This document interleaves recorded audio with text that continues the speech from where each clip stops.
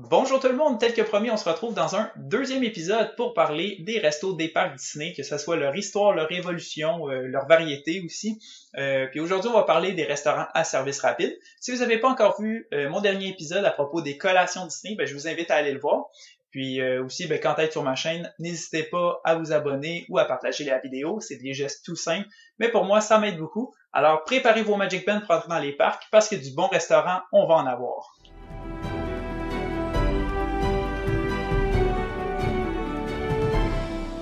Pour ceux qui préparent leur premier voyage vers un parc Disney, ce que j'ai remarqué, c'est que la plupart pensent que les restaurants rapides à Walt Disney World, à Disneyland, vont sur une croisière Disney. Ce n'est que des hamburgers, des hot dogs, des frites ou les fameuses turkey legs. Bref, de la nourriture très grasse, peu santé, puis plus ou moins redondante. Mais la réalité, c'est tout autre chose. Je connais pas un autre endroit où est-ce qu'on a autant de variétés avec la cuisine de partout dans le monde, des options saines si vous voulez, ou adaptées à tous les régimes, à tous les types d'allergies. Alors pour vrai, c'est ce qui est vraiment le fun à propos de manger à Disney, c'est qu'on peut partir l'esprit tranquille, puis c'est sûr qu'on va trouver quelque chose qui va plaire aux enfants comme aux adultes, peu importe vos goûts. Mais ce qui est vraiment bien plaisant avec les restaurants à Disney, c'est toute la thématique qui vient s'inscrire dans l'expérience culinaire. Les restaurants respectent la thématique d'où on se retrouve dans les parcs, puis même à l'intérieur du restaurant, on vient respecter tout cet univers-là. Donc, que ce soit dans la décoration, le choix des plats, ou même le nom que va porter ces plats-là. Par exemple, à Disney Hollywood Studios, à Toy Story Land, on retrouve une gigantesque boîte à lunch abritant le restaurant Woody's Lunchbox. Puis dans ce restaurant, évidemment, c'est des plats qu'on pourrait retrouver dans notre boîte à lunch personnelle avec une variété de sandwichs, mais avec des saveurs tellement rehaussées. Puis comme accompagnement, on a par exemple la salade de macaroni, mais là où ça devient amusant, c'est avec les desserts, les Lunchbox Tarts, ou encore les breuvages avec le Mystic Portal Punch qui est thématisé selon les aliens de Toy Story, ou encore le Grown Ups Lemonade. Vous voyez, même les noms des plats font partie de l'histoire. On aurait pu vous les vendre en appelant ça des tartes gourmets, un punch citron lime et petits fruits, ou encore une limonade alcoolisée, mais c'est moins drôle, on s'entend là. Puis quand on est jeune, on se fait dire de ne pas jouer avec notre nourriture, mais dans un parc Disney, la nourriture continue à alimenter notre imagination. Là. Ça, c'est ce que voulait Walt Disney depuis le tout début. En fait, même avant Disneyland, qui est son premier parc thématique, Walt s'amusait à thématiser la nourriture servie dans la cafétéria de ses studios. C'est pour plusieurs raisons. D'un, ça faisait sourire ses employés, donc ça les motive au travail, mais aussi ça crée une connexion émotionnelle envers les personnages puis les univers des films qui font partie du menu. Un exemple tout simple, là, dans le Walt Disney's Studios Restaurant, qui est la cafétéria principale, parce que oui, il y a plusieurs restaurants exclusifs aux employés à même les studios. Bon, enfin bref, dans ce restaurant, si on ouvre son menu, on découvre qu'il y a tout d'abord une très grande variété. Il y a beaucoup d'employés, donc il y en a vraiment pour tous les goûts. Attendez, j'ai quelques photos d'archives qui montrent à quoi ça ressemblait le restaurant dans les années 60. Donc c'est fou, là, regardez cette photo-là. Là. Il y a une dizaine de chefs pour servir tout le monde. Là. Mais sur le menu, on a le spécial de Blanche-Neige, le plateau de fruits du canard, donc on parle de Donald ici, mais aussi les délices de Minnie ou encore la bouchée de Monstro, qui est la baleine dans Pinocchio, bien sûr, puis qui est en fait un plateau de poisson puis fruits de mer. Puis c'est cool, là. Tu sais, les gens qui mangent là ont créé des personnages, les ont animés, puis ensuite, l'histoire se continue pour eux au-delà du film, là. La seule chose qui est moins cool, par contre, là, c'est le bol de salade des 3 petits cochons, parce que c'est une salade au jambon. Alors, soit c'est une salade où on sert les 3 petits cochons, alors c'est morbide un peu, ou bien c'est la salade préparée par les 3 petits cochons, alors ce sont des cannibales, là, je sais pas, là, mais ni un ni l'autre, c'est des souvenirs qu'on veut garder de nos amis, les 3 petits cochons.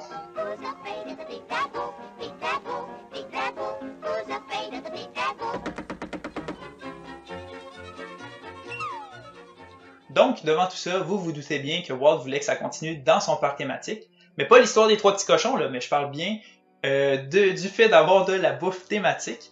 Donc, c'est pour ça qu'à Disneyland, on avait une très grande variété d'expériences culinaires, puis même à l'intérieur d'un même land, on avait différents restaurants que chacun racontait une portion de l'histoire. Par exemple, à Frontierland, en 1955, il y avait 3 principaux restaurants à service rapide, le Chicken Plantation, le Casa de Fritos et le Golden Horseshoe, qui celui-là, il est toujours présent aujourd'hui. Le premier raconte la vie du début du 19e siècle, davantage à l'est des États-Unis, avec par exemple les plantations en Louisiane ou en Georgie. Le deuxième, c'est l'histoire du sud-ouest, comme dans les États du Nouveau-Mexique et de l'Arizona. Et le dernier, ça représente les saloons emblématiques du Midwest américain, comme il était très populaire au Kansas et dans le Wyoming. Et puisque je suis ici pour vous partager des faits intéressants, saviez-vous que c'est dans l'un de ces restaurants qu'on a inventé les Doritos? C'est pas des blagues. C'est à Disneyland que ces chips-là proviennent. Dans le resto Casa de Fritos, on avait tout plein de plats d'inspiration mexicaine, puis entre autres, on avait des tortillas, mais à un moment donné, pour une raison quelconque, on en avait juste en trop grande quantité, puis certains ont commencé à sécher. Donc, on pouvait plus les servir comme un tortillas. Alors, je pense que c'est le fournisseur directement qui a donné l'idée, d'au lieu de les jeter, de les briser en morceaux, puis de les faire frire, puis de les assaisonner. Et voilà, des Doritos à servir. Donc, on les appelait les petites choses dorées à l'époque. Les Doritos originales, ils n'étaient pas orange, ils n'étaient pas à saveur de nachos. C'était à peu près juste des tortillas frites qui étaient donc vraiment jaune doré. Mais évidemment, ils ont évolué et se sont commercialisés mondialement. Et pourquoi les Doritos ne sont pas une marque de Disney malgré que ça a été inventé là? C'est que le commanditaire et propriétaire du restaurant Casa de Fritos, c'était la compagnie Frito-Lay. Donc, c'est eux les vrais inventeurs. Depuis, les parcs Disney puis le restaurant se sont multipliés, puis même on poursuit ces expériences thématiques culinaires dans les hôtels. Le parfait exemple est Walt Disney World avec ses dizaines et ses dizaines d'options d'hébergement.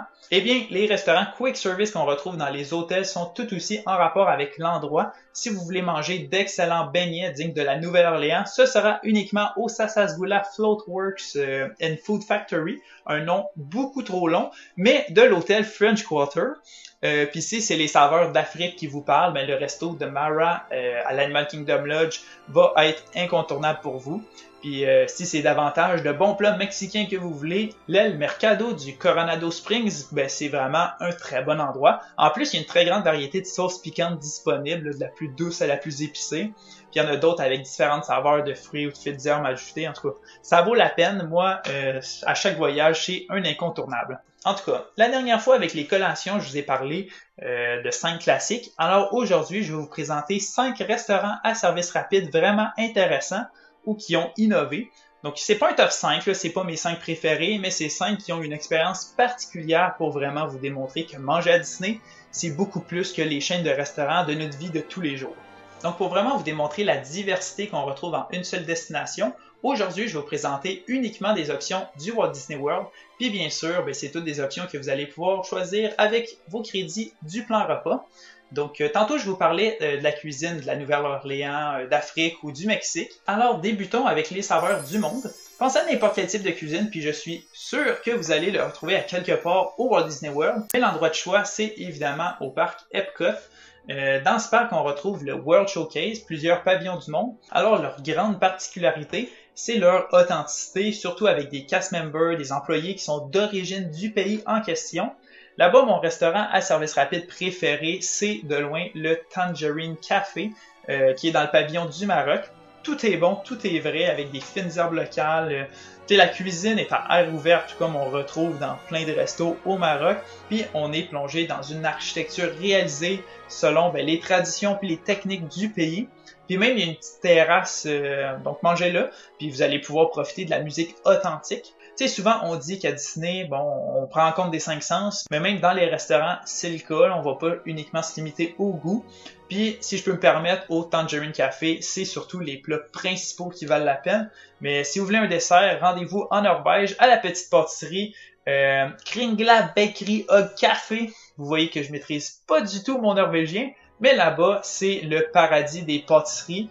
Des bretzels aux amandes ou au chocolat, des Skullbreads, des cornes de troll ou les fameux biscuits triple chocolat salé et pacane servis chaud, c'est incroyable. Aussi, dans les restaurants quick service à Disney, on a de plus en plus d'options santé, mais tout aussi savoureuses, puis certains restaurants offrent même des plats qui normalement pourraient être servis aux tables. Donc le meilleur exemple de tout ça, c'est la Satuli Canteen d'Animal Kingdom dans le land de Pandora, le monde d'Avatar. Déjà, à l'allure des plats, je suis sûr que vous comprenez ce que je veux dire. C'est c'est un tout autre niveau de présentation puis d'aliments servis, surtout dans l'assaisonnement des mets. C'est bien recherché pour nous faire essayer quelque chose de très bon puis d'unique. Puis en plus ici, leurs plats vedettes se personnalisent très facilement pour répondre à vos goûts, puis les portions sont généreuses. Donc il y a même aussi un plateau familial qui vous permet de goûter à toutes les options possibles de leur fameux bol. Puis ce qui est un peu ironique, c'est que j'ai représenté la catégorie d'options santé avec un dessert, mais cette petite pâtisserie-là qui semble venir d'une autre planète, c'est tout simplement iconique de la Satu'li Canteen. Donc j'avais comme pas le choix de l'utiliser là. Mais ce genre de restaurant-là, autant c'est très populaire, autant il y en a très peu. En fait, j'en vois que deux. Il y a la Satu'li Canteen, puis l'autre, ça serait le Docking Bay 7, qui est arrivé à Disney's Hollywood Studios dans le nouveau land Galaxy's Edge de Star Wars. Puis le menu, il est assez différent, mais toujours dans le même style culinaire avec de vraies bonnes options santé. Maintenant, le troisième type d'expérience particulière dans les restaurants du Walt Disney World, c'est les restaurants de type fast casual. Bon, le Satu'li Canteen, c'en était un, mais celui que je vous présente, c'est le ABC Commissary. Parce que, tu sais, on est quand même en voyage, puis des fois, on veut pas tout le temps manger santé non plus. On voudrait un bon burger ou des ribs, un plateau de fruits de mer, mais sans non plus avoir à payer le prix d'un service haut table, mais quand même de prendre le temps de manger, de bien manger. Alors, avec le fast casual, c'est le meilleur des deux mondes. On commande puis on paye notre repas au comptoir, mais au lieu d'attendre impatiemment notre commande, on peut prendre le temps d'aller s'asseoir, de profiter du moment, de relaxer après notre journée chargée dans les parcs, puis on va se faire servir notre plat à notre table. Les prix sont les mêmes que ce soit fast casual ou non. Par exemple, ici au ABC Commissary, à l'heure du déjeuner ou du dîner, c'est un restaurant comptoir classique, mais à partir de 16h, le service aux tables commence. Quelques options supplémentaires apparaissent sur le menu. Par contre, il faut une réservation. C'est rare un restaurant service rapide qu'il faut une réservation, mais c'est le cas du ABC Commissary. Donc, il y a vraiment plusieurs restaurants au Walt Disney World qui se sont convertis au fast casual. Puis la grande majorité, ils n'ont pas besoin de réservation, comme par exemple le Deluxe Burger à Disney Springs, qui est un de mes préférés. Mais faites attention, la ligne sera beaucoup plus longue, surtout entre 17 et 19 heures. Au contraire, au lieu d'être dans un mood plutôt relax, si vous voulez être dans une atmosphère plus dynamique, plus énergique, où est-ce que vous allez avoir de tous les choix pour plaire à toute la famille, bien ça va être les restaurants rapides de type food court qu'il vous faut. De façon générale, tous les hôtels de catégorie value ou moderate vont avoir leur food court avec plein d'options, autant pour déjeuner que dîner que souper. Un que j'adore pour sa thématique et son ambiance, c'est le Riverside Mill, le moulin de l'hôtel Port Orleans Riverside, mais il y en a aussi quelques-uns dans les parcs, puis celui que je veux vous présenter, c'est le Sunshine Seasons d'Epcot. Il se retrouve dans le pavillon de l'Anne, et là-bas, au Sunshine Seasons, du choix, vous en avez. Des grillades aux plats asiatiques jusqu'aux bonnes pâtisseries pour dessert. Vous commandez tout ce que vous avez besoin aux différents comptoirs, puis une fois que tout est rassemblé, vous passez à la caisse pour vous trouver une place dans la grande salle à manger. Le Sunshine Season a quand même un grand point positif, mais aussi un grand point négatif. Ce qui est négatif, c'est la grandeur de l'endroit qui est tout ouvert en plus, donc ça crée un grand écho. Puis, c'est quand même plutôt bruyant, mais le point positif, c'est les saveurs. Tout ce qui s'appelle fruits et légumes dans ce resto a poussé en grande partie dans les serres adjacentes qu'on peut visiter dans l'attraction Living with the Land. Donc, ce qui veut dire que ce sont des aliments de qualité optimale, très goûteux, sans pesticides. Alors, au final, il vaut quand même très bien la peine d'être essayé. Il reste donc un cinquième type de restaurant quick service à vous présenter. J'appelle ça un resto immersif. C'est sûr, tous les restaurants sont immersifs dans un parc Disney. La thématique, c'est quelque chose de primordial. Mais plus précisément, ici, on parle d'un restaurant qui vient vraiment copier l'univers d'un film Disney. Donc, on n'est pas parti de rien en designant le land. C'est pas inventé de nulle part. Mais c'est vraiment une scène ou un moment d'un film qu'on connaît. Donc, on connaît l'endroit, mais ça a été vraiment copié à l'identique. Donc, c'est sûr, je ne vous cache pas qu'il n'y en a pas beaucoup des restaurants de ce type-là. Mais en plus, celui dont je vais vous parler aujourd'hui, c'est une expérience signature qu'on retrouve dans un restaurant à service rapide. Puis même, vous en avez assurément entendu parler car c'est le plus populaire des populaires. C'est le restaurant Be Our Guest. Par contre, je vous dis tout de suite, là, il faut faire attention, le Be Our Guest est considéré restaurant à service rapide pour le petit déjeuner et le dîner, mais il devient service aux tables pour le souper. Donc si vous avez le dining plan, le matin et le midi, c'est un crédit quick service, et le soir, c'est un crédit restaurant signature, parce que l'expérience est différente. Mais dans les deux cas, on est servi aux tables, donc c'est comme un fast casual, mais dans un décor à couper le souffle, là, on a 3 pièces possibles. Celui-là, c'est la salle de bal, mais on a aussi la bibliothèque ou l'aile ouest. Donc dans chacun, on se sent comme dans le film de La Belle et la Bête. Là. Il y a même la petite neige qui tombe là, si on regarde par la fenêtre, là, ou une ambiance plus lugubre si on est dans l'aile ouest. Puis en tout cas, dans tous les cas, la nourriture est juste très bonne. Ça reste un restaurant de grand niveau. Mais celui-là, il faut se prendre d'avance parce que la réservation est nécessaire 180 jours en avance tellement il est populaire. Sinon, vous pouvez essayer de combler des annulations de dernière minute. Parfois, ça fonctionne aussi. Là. Merci beaucoup tout le monde d'avoir été là pour en apprendre davantage sur Disney ou sur la bouffe. Donc, n'hésitez pas à vous abonner à ma chaîne YouTube ou à partager cette vidéo-là avec votre famille ou vos amis. Comme toujours, pour des conseils exclusifs, personnalisés, puis pour vous aider à la planification de votre prochain voyage vers une destination Disney ou Universal, n'hésitez pas à me contacter au maxime@wdworld.com. Ça va me faire un réel plaisir de vous aider là-dedans. Puis d'ici là, on se retrouve très bientôt dans une prochaine vidéo pour parler des restaurants service aux tables. Bye tout le monde!